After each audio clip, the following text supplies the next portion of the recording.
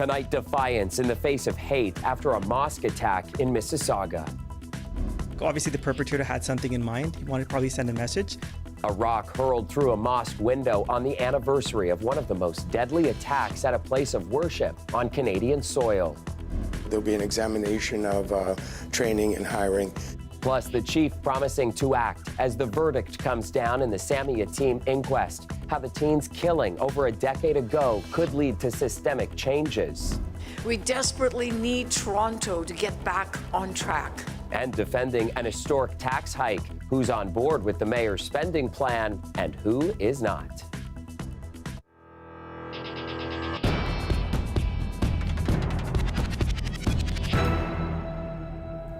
Good evening, I'm Chris Glover. We'll get to those stories in just a moment. First, though, we are tracking several breaking stories coming into the newsroom tonight, starting in Richmond Hill. And we have a live shot for you of the active crime scene. York police say 3 people were found dead at a home on McKay Drive near Yonge Street and Carville Road at around 4 this afternoon while doing a wellness check. The homicide unit is on scene, and right now we have very little information about what happened. Police are not providing any details about the people who were found dead, but investigators do not believe there is any threat to public safety. Back in Toronto, there was a massive power outage through the evening, thrusting a large swath of the downtown into darkness. Now, just last hour, Toronto Hydro reporting all power had been restored. But at its peak, around 9, Toronto Hydro said 7,000 customers were without power, including multiple high-rise buildings, trapping people in elevators. Now, Toronto Fire says it was involved in rescue operations at 7 buildings, and residents on higher floors telling CBC Toronto tonight, even though they weren't trapped in elevators, they certainly felt stuck. It was more than 2 hours of outage, so we did not have access to any water. We couldn't go out. The network, cellular network was also very weak, so we couldn't reach out to our friends.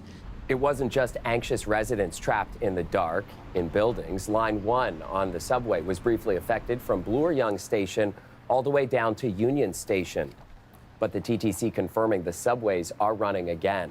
Now, the geographical boundary of this outage was huge, from St. Clair West all the way south to Gerrard Street, and from Avenue Road all the way east to the Don Valley Parkway.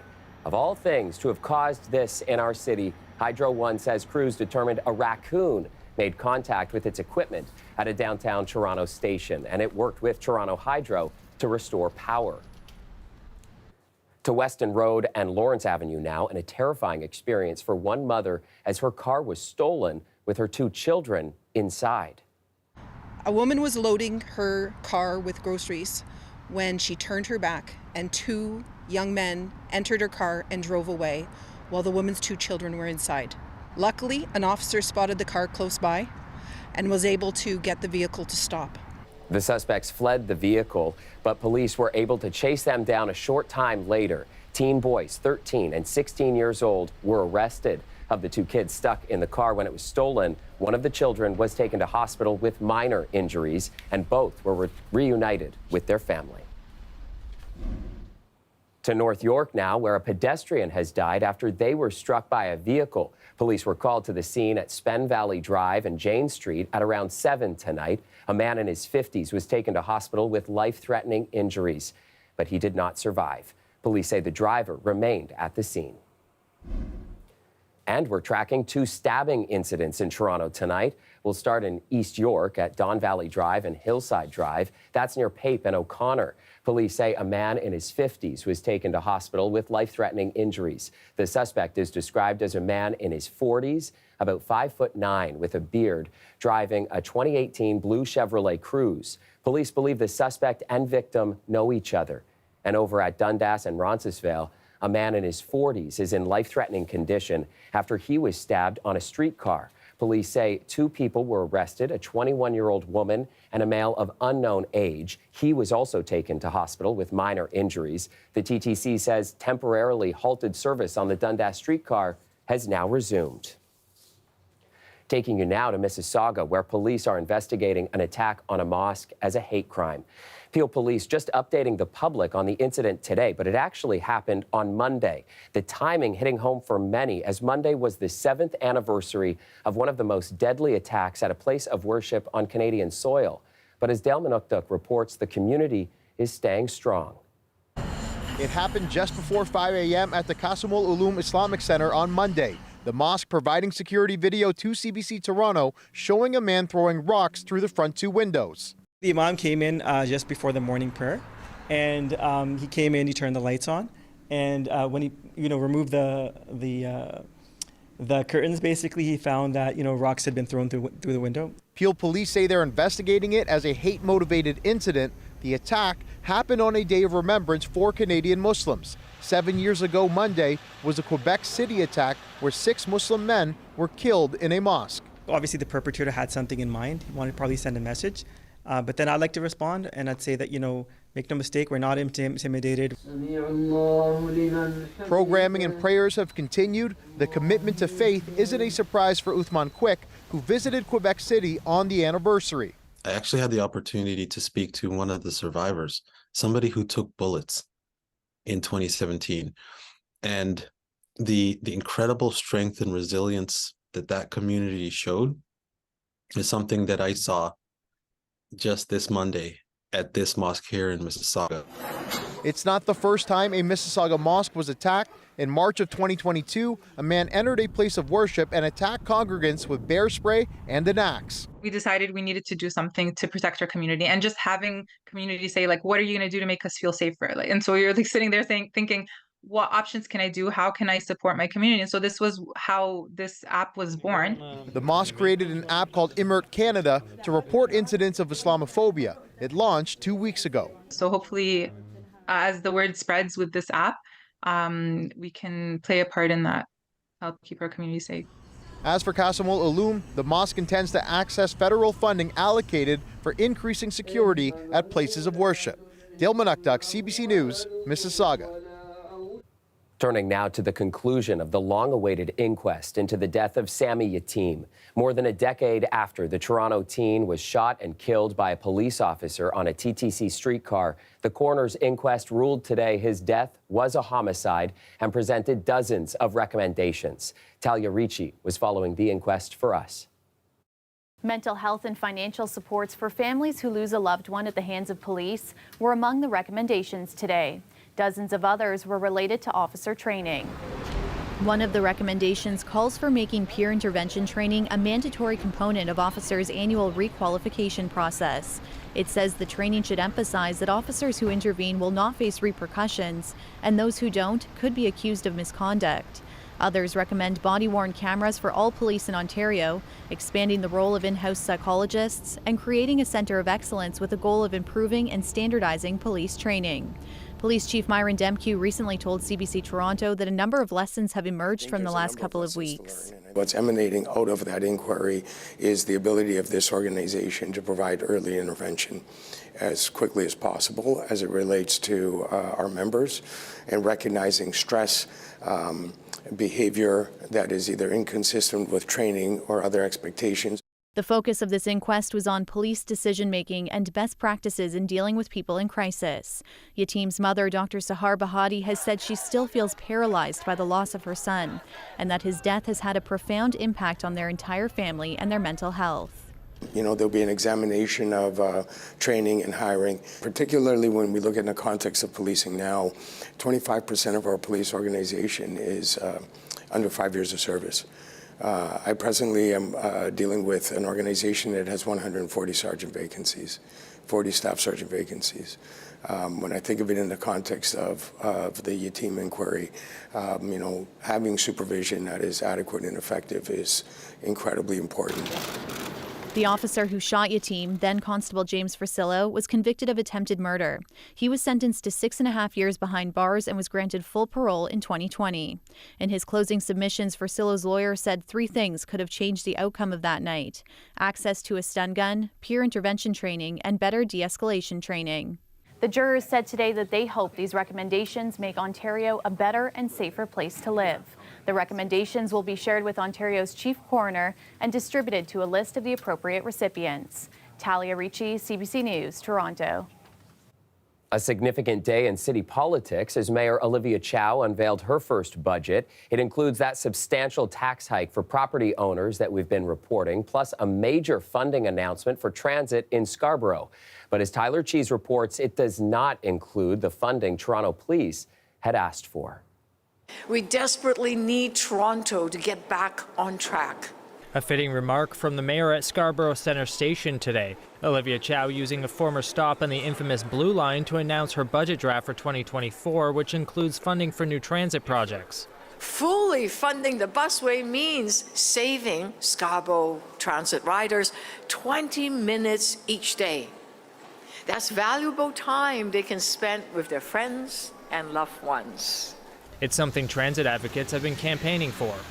Transit riders in Scarborough have been asking for this for 3 years, so we're really grateful that Mayor Chow has listened. The funding means that the project can proceed without any more delays, which is really important. The mayor's budget also proposes a 9.5% property tax increase to help fill the city's shortfall.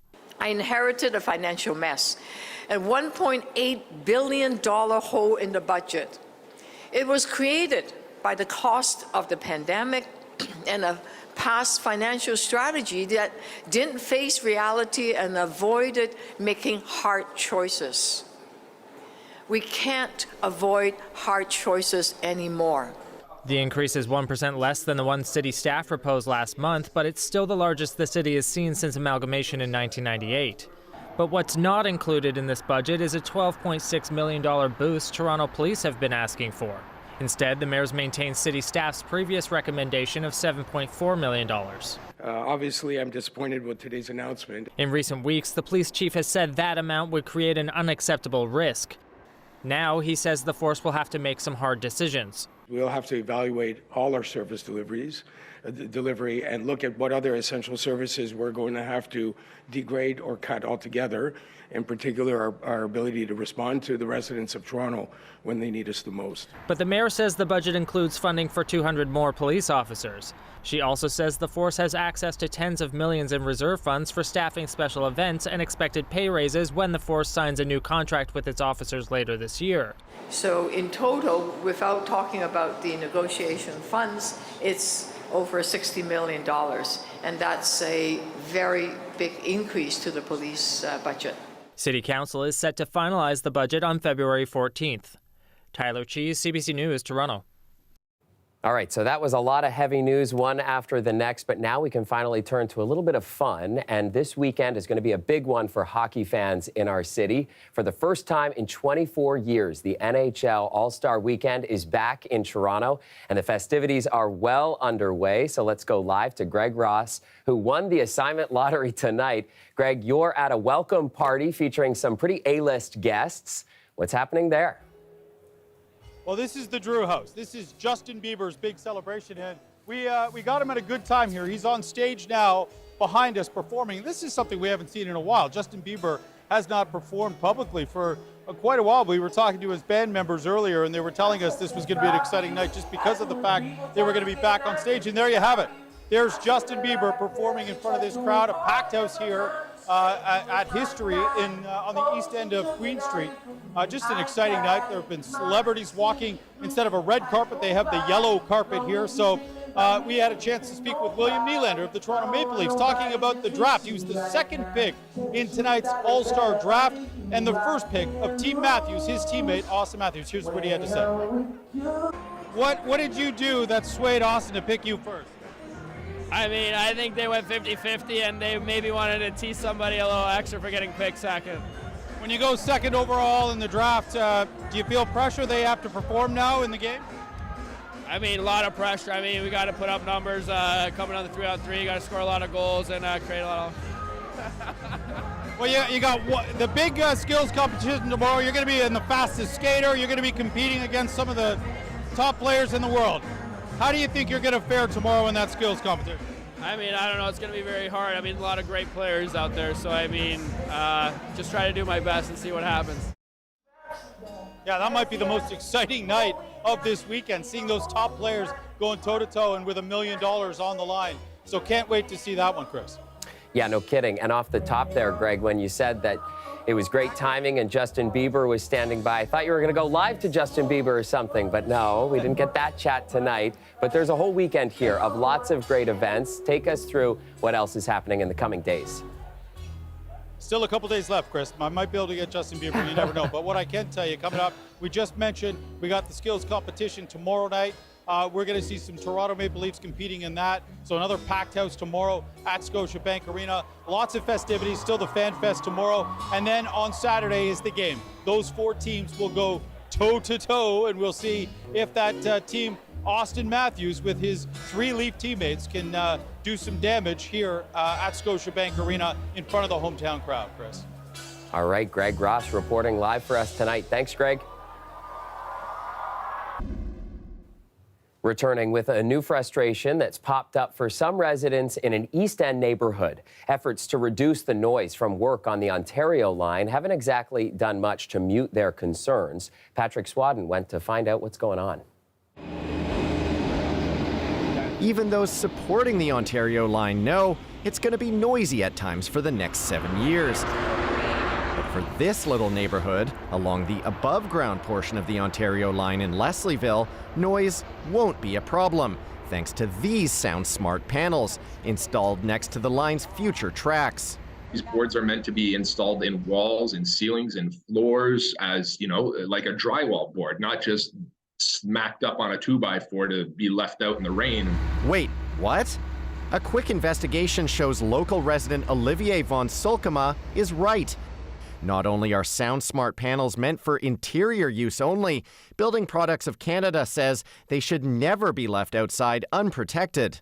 I'm standing here at 2 Paisley Avenue, where you can hear the work that's happening. And over to my left, you have 15 Sound Smart panels, not one of which has been installed inside a wall or ceiling, and standing on their own, have not been able to outfox the sound waves that are coming off the construction site behind me.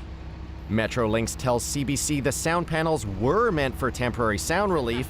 New materials are being installed in the coming days.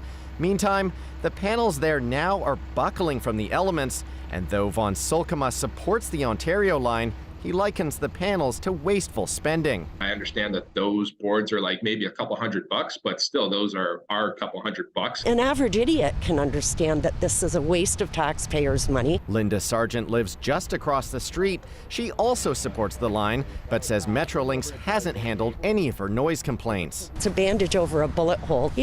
We support them in what they have to do, but be effective. From day one, everyone in this community has been asking for sound mitigation. Councillor Paula Fletcher says residents along the line have been calling for a noise wall and decibel limits. For your first out of the gate to have something that probably isn't really going to work isn't a great thing. Doesn't give everybody a lot of confidence in the next stage when there'd actually be trains running. As for the cost, at 15 panels plus tax, an estimated $500 is being lost in the noise. Patrick Swadden, CBC News, Toronto. Now to some big soccer news for the city. The Ford government is giving Toronto up to $97 million for the 2026 FIFA World Cup. We've been waiting for the provincial and the federal government to step up. The province have, and I believe the federal government would soon also. And they've made a commitment when we signed the bid. So I'm excited that the World Cup is coming to Toronto in 2026. The deal is conditional on whether the federal government is able to match the funding. Ontario's funding must also be exclusively limited to investments that will build lasting public infrastructure and benefit the community long after the games are over. Canada is set to co-host the 2026 World Cup, along with the United States and Mexico. Toronto and Vancouver were chosen as the Canadian cities. Welcome back. Today marks the start of Black History Month. In a ceremony today, Toronto Police honored the contributions of Black Canadians in the community. Black History Month provides an opportunity to reflect on that work and also to highlight the contributions of Canadians of African descent and to celebrate their achievements. Awards were given out to 3 people recognizing their fight for Black communities. It's named after retired officer Terry James, the first Black policewoman in the city. This is the first time the award has been given out.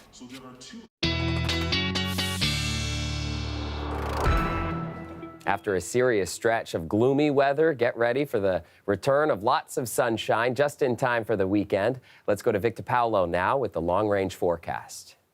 Taking a look at the map of North America here, one thing we can see is a lot of that Arctic air mass that's working its way down towards northern Ontario, western Quebec as well, is just knocking on our door over here on southeastern Ontario. But one thing I can tell you when it comes to the weekend, it might be a little bit colder when it comes to overnight. When it comes to those daytimes, let me tell you, we're all going to be excited to see that sun. Now, as you can see, a lot of that Arctic air mass does work its way down towards the weekend, but as we get closer to the start of the week, it's working its way back up north. But talking about all those temperatures, partly cloudy tonight is what we're expecting, -1 feeling like -7. And when you take a bit of a closer look as to what the rainfall amounts are going to be, as we're expecting some overnight, the good news is less than a millimeter, just a light sprinkle, nothing really that we can be having to anticipate. But talking about what else is coming towards southeastern Ontario from a bird's eye view, you see this air mass working its way down towards us, and look at those clouds just open right up. Now, when those clouds open up, it brings one thing, and it brings one thing only, well, one of many things, but one thing that I love that it brings forward to us is more sunshine, because as you can see here, this is what we've been experiencing for the majority of the last couple of weeks. Thick cloud cover over southeastern Ontario. But as you see, the closer we get to the weekend, look at this Saturday after supper. Whew, nice and clear. And that's going to lead to an even clearer Sunday. Now, looking at our 3 and 7 day forecast, well, we talked about the return of the sunshine, but look at your Monday, Tuesday, Wednesday, and Thursday. We can see that sun is going to be out and it's ready to shine, but the temperatures do get a bit low when it comes to your overnights, but I'll swap a bit of overnight lows for some more sunny days here in the GTA. Now, we hope you have yourselves all a great night, and make sure you plan for all that sunshine when it comes to this weekend. Over to you, Chris. Yeah, bring on the sunshine. All right, thank you, Victor. And that's it for us tonight. I'll be back with you tomorrow night at 11, and we'll see you then.